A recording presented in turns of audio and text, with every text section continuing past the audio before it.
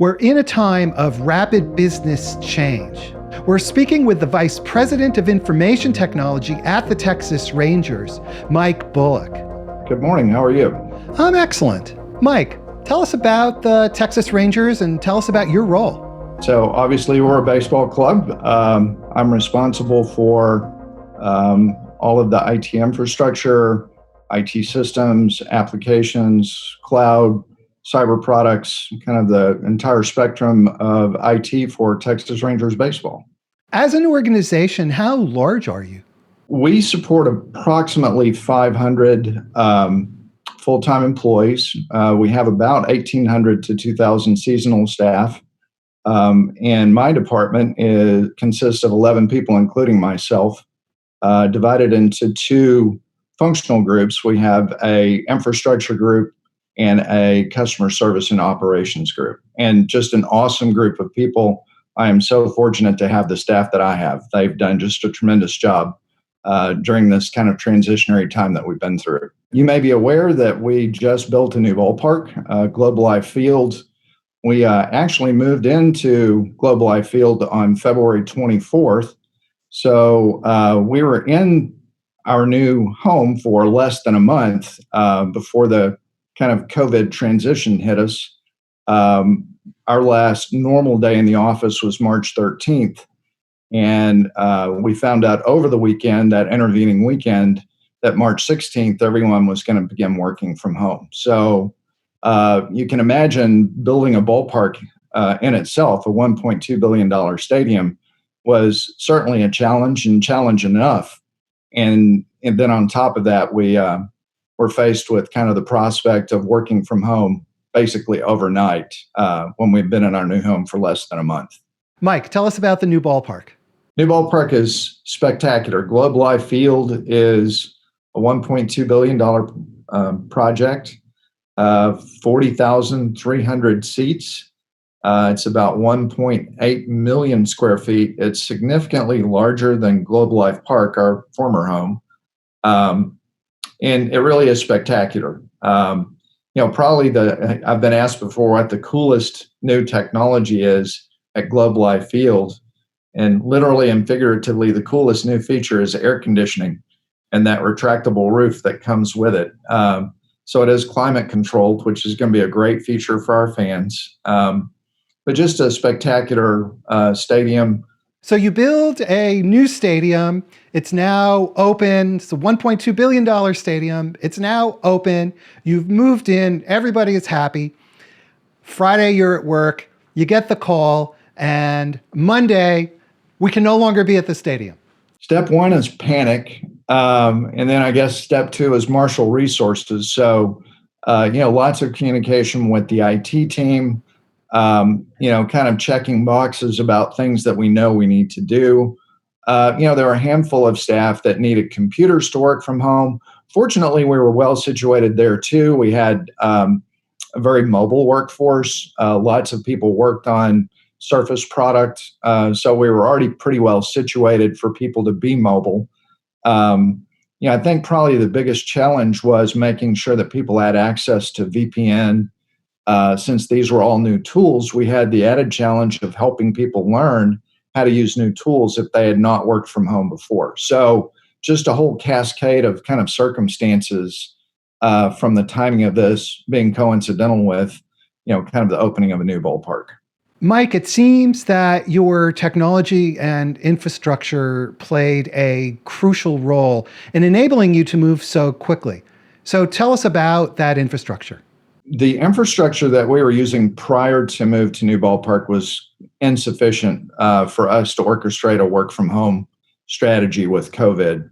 And all of the new internet capacity, all of the new storage and compute infrastructure, new cyber tools, and also our new UCaaS platform from Mitel were kind of very instrumental in us being able to work from home. Fortunately, we were well situated with mobility, with most of our workforce on laptop or Surface platform, made it really much easier to transition to work from home. Capacity was a huge issue. Another big issue was the ability to simulate being in the office.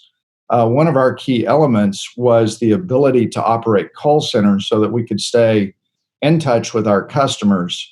And I have to say that the Ignite platform from Mitel enabled us to essentially operate a call center with remote workforce working from home just as if they were in the office. And I did hear from our senior vice president of sales. I guess she had had a conversation with some of her peers, and I guess they were amazed to hear that we could so seamlessly work from home and orchestrate a call center, which is really a very difficult thing to do. So we were very happy with that. When you put this infrastructure in place, did you anticipate business continuity needs or disruptions? Was that part of your planning? So really our planning, we anticipated that in the lifespan of this building, we would have needs that we could not conceive of. I think people talk about trying to build things that are future proof, which is kind of a fallacy. For anyone that's tried it, they know that. We really tried to build things that were future flexible. We wanted to make sure that, we didn't have to worry about fundamental infrastructure for the next 4 to 5 years. So we tried to build things from a capacity viewpoint and an architectural viewpoint so that it had legs beyond year one. You've mentioned seamless communication, and collaboration, of course, goes with that. It seems like this was a primary goal. I think a big part of the job of IT is to deliver great productivity tools for our employees and enable their communication with not only with each other, but with our patrons and our fans, our customers. We have a collection of tools to do that, tools like Zoom and Slack. Obviously, the Mitel platform has played a key role both in internal communication and in communication with our customer. The MyCollab app really has kind of revolutionized the way that people communicate. We have probably about 100 of our staff that opted not to have a traditional desk phone and chose to opt for the MyCollab app. And obviously that helped them immensely in the transition to work from home.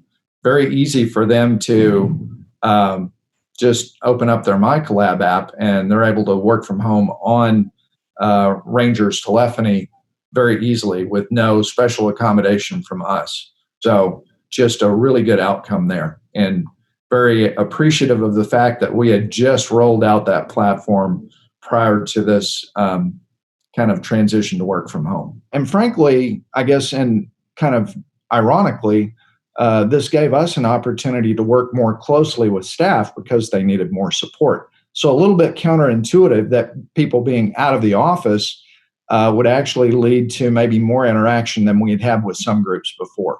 So it really enabled IT the opportunity to forge a closer working relationship with folks in the organization. That's definitely a benefit, and I've heard other IT leaders express this as well, that we kind of get to prove our value, prove our worth, prove the tools that we've selected. I think that's especially true for us. IT has a consultancy role to assist the organization in finding the best tools. And sometimes we direct people to tools and they don't quite understand why. And, I think that's a validation that's come from this, is that a lot of those selections, not only were they good selections, which I'm thankful for, we picked a lot of the right tools, but the opportunity to use them in this circumstance kind of validated the reasons that we selected certain tools, and, hopefully kind of validates us as a consultant to the organization and gives us credibility. From what you're describing, it sounds like there's really two layers. One is you have that technology infrastructure, but then you have the processes and the interaction that rests upon the technology. Yeah, it was very important for us to have as close a working relationship with departments as we possibly could as we were allowed to return to the office. We noticed a lot more interest in audiovisual tools. We had implemented new smart boards from Avicor, and those had not gotten a tremendous use prior to COVID in the 3 weeks that we've been in the office prior to the transition to work from home. And what we noticed is after people had transitioned to kind of this new disruptive form of working, we had a lot more interest in using technology after the fact. So people using Avicor boards to orchestrate Zoom meetings, smart boards for touchscreen. So I think the one, I guess, productive thing that has come from this is kind of a transition in approach to technology and maybe more acceptance of technology as a core part of communication and collaboration. And, it's just another tool in the tool belt relative to productivity in the office. So there's a cultural dimension to all of this as well. I really think so. There's a Dallas CIO summit that's put together by Evanta and had kind of a community call to talk about the ramifications of COVID, maybe learn a little bit from each other, and talk about how to adapt to some of the change that we saw. And a lot of people made the observation that these not only are disruptive changes, but they may be changes that stick and change the way we work in the long term. What about resistance to making the changes? Everybody was forced to change literally overnight, and that kind of change is really hard. Yeah, surprisingly, much less resistance than you might have thought. I think just because of the circumstance with short notice and work to be done, and obviously still need to communicate with our fans and patrons, there was so much work to be done that we really didn't have time to stop and think about the disruption or resist. We just had to adopt the tools and move forward. Really amazed and kind of proud of how all of the staff were very, flexible and adaptable and quick to accommodate the changes. Very productive. Mike, you mentioned Mitel, and I'm grateful to Mitel for making our conversation possible. During this rapid transition, how did you work with Mitel, and what's the nature of your relationship? Mitel has a great relationship with Major League Baseball, a sponsorship relationship, and also with the Rangers. I'd actually been a fan of Mitel and ShoreTel products in the past, and Mitel made it easy for me when it comes to technology selection. When they acquired ShoreTel, that really made the technical preference pretty easy for me. We've worked with Mitel for about 2.5 years in the process of integrating UCaaS for Globe Life Field. They did a spectacular job in project management. I've always said that the perfect salesman is persistently patient and patiently persistent. And that's exactly the way that Mitel approached project management. They pushed just hard enough. Obviously, we were busy with a million different aspects of this project going on. And the Mitel team consistently pushed us just hard enough to keep us moving forward, but always were cognizant of kind of our priorities with building the new ballpark. And I can say that, something like a phone system is so high touch, it can be an oops in a big project. In fact, it can be a pretty catastrophic failure if it's not orchestrated properly. And I have to say, I didn't have to worry about the implementation of UCaaS, and that's due to our project manager and the Mitel team just doing a spectacular job in delivering product for us. And Mike, what's next for the Texas Rangers from an IT standpoint?